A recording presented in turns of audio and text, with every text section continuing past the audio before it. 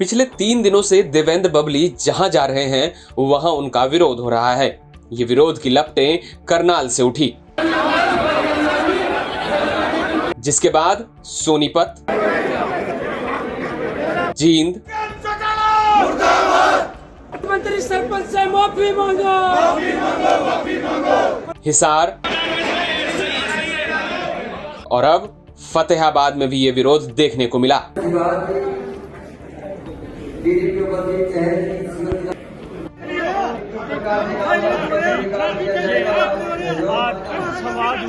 फतेहाबाद में रविवार को जिला स्तरीय पंचायती राज सम्मेलन किया गया, जहां मंत्री जी शिरकत करने पहुंचे थे। लेकिन जैसे ही मंत्री जी अन्य जगहों की तरह यहां भी मंच पर भाषण देने पहुंचे तो कुछ सरपंचों ने हंगामा करना शुरू कर दिया। मंत्री जी ने अपने खिलाफ हो रहे विरोध को देखते हुए हंगामे कर रहे सरपंचों को मंच से ही समझाने की कोशिश की और कहा कि संबोधन के बाद वो उनसे बैठकर बात करेंगे। लेकिन जब मंत्री जी संबोधन के बाद सरपंचों से बात करने बैठे तो एक भी सरपंच वहां नहीं आए, जिसके बाद मंत्री देवेंद्र बबली ने मीडिया से बात करते हुए कहा कि ये विरोध करने वाले लोग सेल्फी लेने वाले लोग हैं, जो विरोध की सेल्फी लेकर लोगों को दिखाएंगे। काम करवाएंगे। मेरा सवाल आज आपसे, क्यों विरोध कर रहे हैं? वो कौन है इक्का दुक्का लोग? ये मेरा सवाल आज मीडिया मेरे से पूछे। ये सारा का सारा सिस्टम हमारे पूरे देश का, हमारे प्रदेश का हर डिपार्टमेंट जब थ्रू टेंडर प्रोसेस हम काम करते हैं, आपके WDPNR को, हेल्थ को, हमारे मार्केटिंग बोर्ड को, कोई भी डिपार्टमेंट का नाम ले लीजिए, इरिगेशन को, क्या कोई भी डिपार्टमेंट बिना टेंडर के काम कर रहा है? नहीं कर रहा। अभी पहले हमारे गलियों की पैमाइश नहीं, अभी जो हमारी लालडोरा फ्री करके हमारे पास 1-1 इंच की पैमाइश है। आज गलियों की पहली बात तो मैं एक चीज मेरे साथियों को आपके माध्यम से क्लियर करना चाहता हूँ, कितने % गलियों की डेवलपमेंट का बाकी है? कहीं 10, कहीं 20, कहीं 30, या कहीं दोबारा खराब होगी, 35 होगी। क्या हम गली और नाली तक गाँव का विकास को रोकते? क्या हम हमारी एजुकेशन, स्वच्छ पीने का पानी, 24 घंटे लाइट हमारे गांव तक? क्या हम अच्छे पार्क हमारे गांव में ना बनाए? क्या हम स्ट्रीट लाइट लाकर कैमरा वाली सुविधा देकर हमारे गांव की सेफ्टी ना दें हमारी बहन बेटियों को? क्या हम ग्रे वाटर की वजह से जो हमारे और महाग्राम पंचायतों में STP लगाकर शहर की जो हमारी योजना है उसको ना लागू करवाएं? आज भी आप सिवाय गली के काम को छोड़ के, आज से पहले की पंचायतें सभी काम टेंडर से ही होते थे। सिर्फ अब गलियों का काम कितना बकाया है ये भ्रमित करने वाले लोग हैं। ये सेल्फी का आजकल ये जमाना है, सेल्फी वाले लोग हैं ये, जो सेल्फी खिंचा के अब दिखाएंगे, देखो जी हम मंत्री साहब के वहाँ गए थे, मंत्री जी का प्रोग्राम बोल के आए। आपने मंच से उनको कोई अपना एक थोड़ा सा अलग एजेंडा है। मैं आश्वासन देता हूँ पूरे हरियाणा प्रदेश को आज आप लोगों के माध्यम से, और उन अच्छे मेरे ईमानदार सारे सरपंचों को आश्वासन देने लग रहा हूँ, चिंता ना करो, आप एस्टिमेट बनवाओ, अपने प्रस्ताव डालो, सिर्फ गली नाली पे मत रखो गाँव को चहुमुखी विकास दो।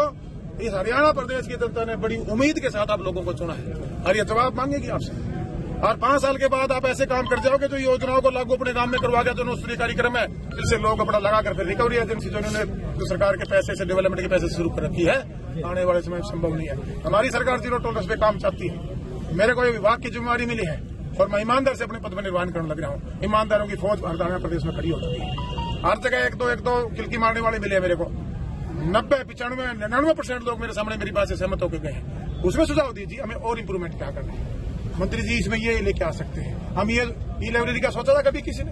सरकार सर फतवादी बिल्डिंगे दरदर होने लग रही थी बिल्डिंगे, उनको हमने ठीक करवाने का काम किया। सर फतवादी लाइब्रेरी नहीं बन रही, उसके अंदर लेके आने का काम किया हमने।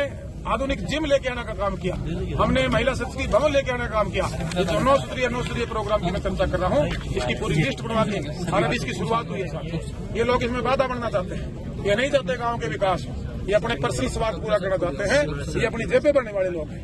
ये जेबें भरने वालों को बबली से तकलीफ है, अच्छे सच्चे आदमी को बबली से कोई तकलीफ। विपक्ष को कोई करे जाए, उनका तो काम है। विपक्ष तो ये काम करे, उनको करना ही चाहिए। सरपंचों का कहना है वो ये नहीं करेगा तो क्या करेगा? वो तो डेवलपमेंट तो हमारे पास आता है। तो जनता ने हमें, हमारी सरकार को, हमें ऐसे विधायक हल्ला कर रहे थे, उनका ये कहना है कि वो सुझाव रखना चाहते थे आपके आगे। ये बुलाने कौन मना करे? मैं तो कहा था भाई वो सुझाव रखने नहीं आए थे। मैंने उनको कहा बोलने के बाद, ये टेबल यहाँ लगी हुई है ना, मैं बैठे हूँ ना, आगे रखे सुझाव। वो कह रहे हैं अपमान किया गया हमारा।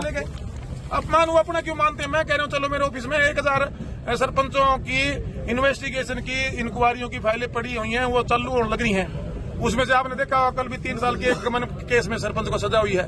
मैं गारंटी देता हूँ ई टेंडरिंग के माध्यम से जो अब जितने मेरे सरपंच प्रतिनिधि हमारी पंचायत के जितने मेंबर चुन के आए हैं वो एक भी एलिगेशन में नहीं फंसेगा, क्योंकि सारा का सारा काम ऑनलाइन होगा। तो सरपंच पे एलिगेशन ही नहीं आता। और सरपंच के अधिकार क्षेत्र है, सरपंच हर काम को अपने विजनरी तरीके से अपने गांव की डेवलपमेंट करवाए। सरपंच इस टेंडर प्रणाली से सेफ होता है।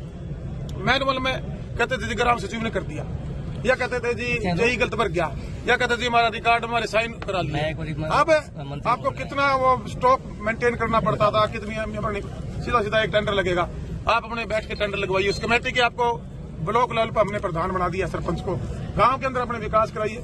बिल्कुल नीट एंड क्लीन तरीके से, गुणवत्ता के साथ, समयबद्ध तरीके के साथ डेवलपमेंट होगी। मंत्री जी आपने उसको करने वाले